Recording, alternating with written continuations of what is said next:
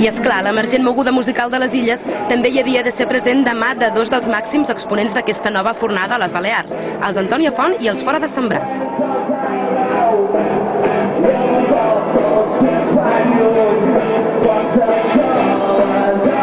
Glaucs, Lídia Pujol i Sílvia Comas van repassar per un costat a la tornaria a fer dels de Begur i el Caramels del darrer disc de la Lídia i la Sílvia.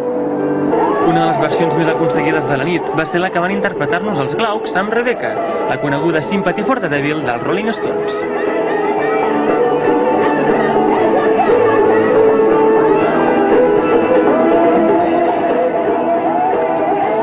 I una altra versió, la que va fer l'Albert Pla fa uns anys, d'una cançó mítica del rock and roll de tots els temps, el Walk on the Hillside de Lou Reed, interpretada per Gerard Quintana, mentre que l'Albert va posar veu a l'Empordà dels gironins.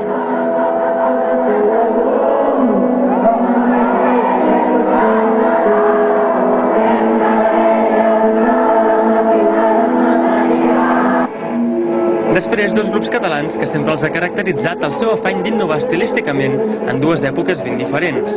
Als anys 80 los Sencillos practicaven un pop força innovador, mentre que els No Anem Bé, a hores d'ara, basen la seva proposta en un pop força arriscat, però això sí, que els està donant molt bons resultats.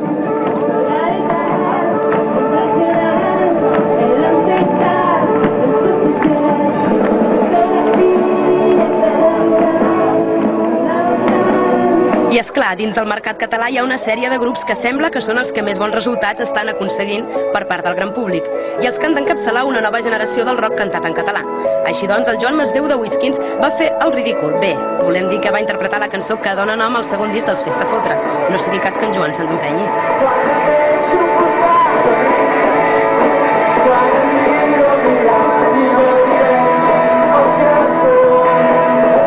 I després l'Albert Fort va posar-se a la pell del Joan i va poder veure el Palau Sant Jordi corejant l'enganxosa tornada de Sentiments.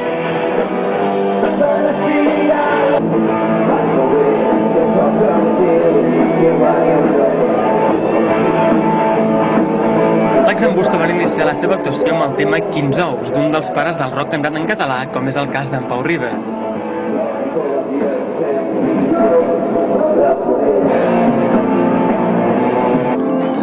La càlida de Lucrecia va acompanyar la d'en Pemi en la suggerent La meva terra és el mar. En aquesta ocasió, el Pemi dels Lacs també s'ho va passar d'allà més bé amb la Lucrecia, i és que fer duets amb noies es veu que li va. El grup, com no, van acabar amb el llançat.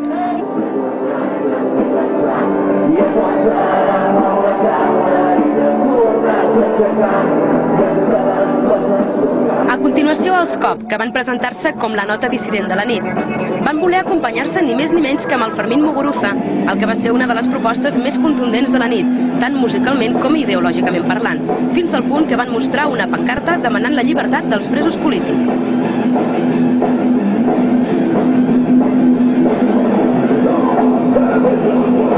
Després dels Cop van sortir els Dominguet. Aquests van estar tocant a l'escenari fins a 3 cançons pròpies. A continuació van fer duet amb el Dani i el Mono Loco dels Macaco i dels Ojos de Brujo.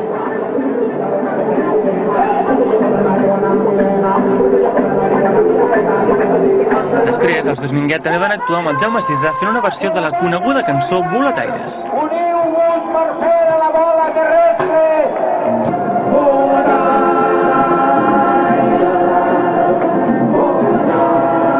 Com si fossin els Mesclat, que en tot cas alguns sí que en formen part, Brahms, Pomada i Enric Casasses van cloure la seva habitual cercavila pujant a l'escenari i interpretant dues peces, una del nou disc dels Brahms, recentment editat i anomenat Aldea Global, i una altra dels Pomada, en Pere Gallerí.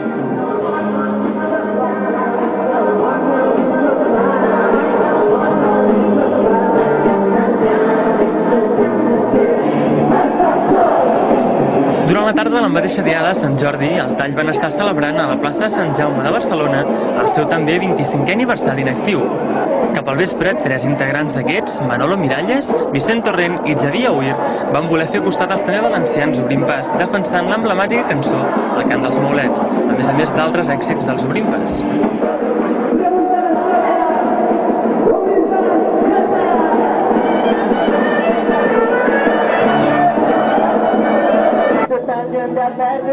L'ex-líder dels Nego Gorriac va tornar a aparèixer a l'escenari per interpretar amb els Dr. Calypso els brigadistes internacionals dels catalans i el brigadistac del Fermín Muguruza.